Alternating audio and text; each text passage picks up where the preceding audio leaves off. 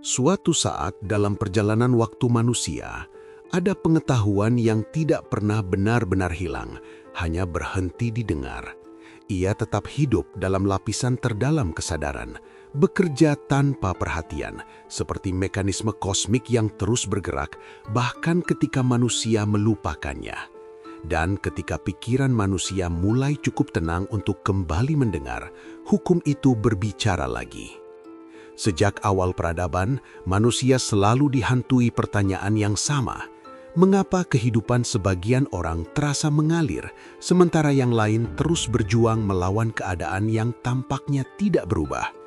Mengapa harapan sering gagal menjadi kenyataan, padahal usaha telah diberikan sepenuhnya? Pertanyaan ini bukan tentang keberuntungan, bukan pula tentang nasib. Ia menyentuh sesuatu yang jauh lebih dalam, cara realitas merespons pikiran manusia. Kita hidup dalam dunia yang tunduk pada hukum pasti. Air selalu mencari tempat terendah, api selalu menghasilkan panas, gravitasi tidak memilih siapa yang akan dipengaruhi. Semua berjalan dalam keteraturan mutlak. Namun ada satu hukum yang bekerja dengan ketepatan yang sama, meski jarang diakui sebagai hukum alam, hukum pikiran. Pikiran bukan sekadar aktivitas di dalam kepala, ia adalah titik awal dari setiap kondisi kehidupan.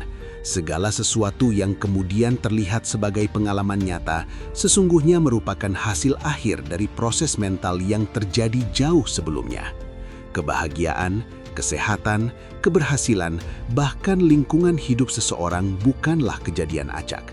Mereka adalah hasil, dan setiap hasil memiliki sebab. Sebagian besar manusia menciptakan sebab itu tanpa kesadaran.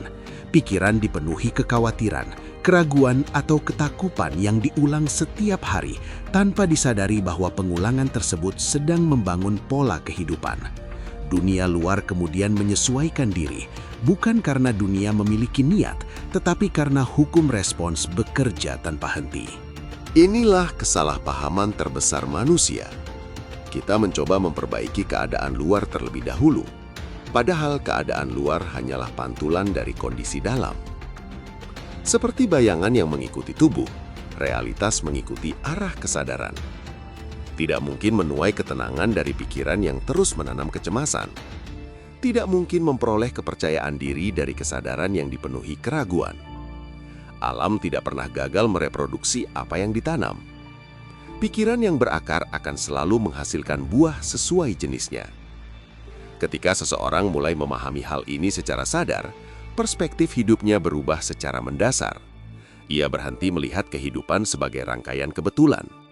Ia mulai melihat keteraturan tersembunyi di balik setiap pengalaman.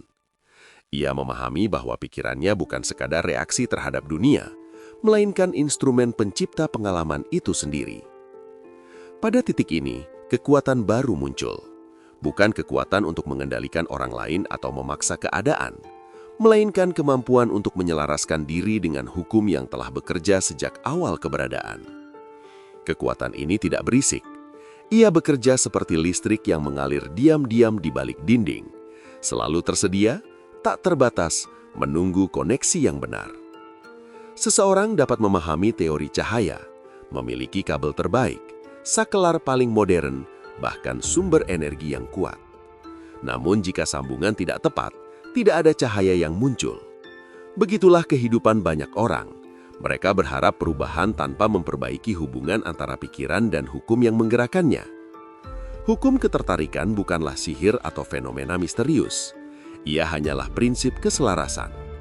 Segala sesuatu di alam bergerak menuju frekuensi yang serasi. Pikiran manusia memancarkan arah perhatian, dan perhatian menentukan pengalaman yang perlahan terbentuk. Apa yang terus dipikirkan menjadi fokus, fokus menjadi tindakan, tindakan membentuk kebiasaan, dan kebiasaan seiring waktu membangun takdir. Perubahan sejati tidak pernah dimulai dari dunia luar. Ia lahir dari perubahan sikap mental.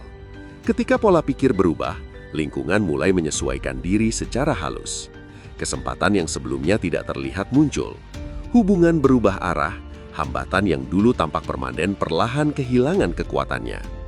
Bukan karena dunia berubah secara ajaib, Tetapi karena kesadaran kini bergerak selaras dengan hukum penciptaan, bukan menentangnya.